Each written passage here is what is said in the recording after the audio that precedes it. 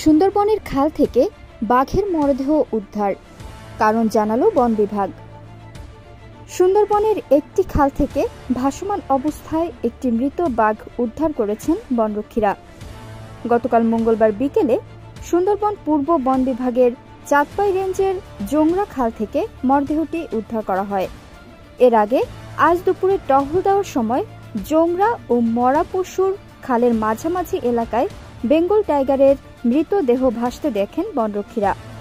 তাদের ধারণা, আশেপাশের এলাকা থেকে জোয়ারের সময় বাঘের মরদেহটি ভেসে খালের ওই অংশে আসে। সুন্দরবন পূর্ব বন বিভাগের বিভাগীয় বন কর্মকর্তা ডিএফও কাজী মোহাম্মদ নুরুল করিম মুঠোফোনে বিষয়টি প্রথম আলোকে নিশ্চিত করেছেন। তিনি বলেন, জোয়ারের সময় বাঘটি খালে ভেসে এসেছে, দেখে কয়েকদিন আগে মারা গেছে বলে মনে হচ্ছে। বিকেলে খাল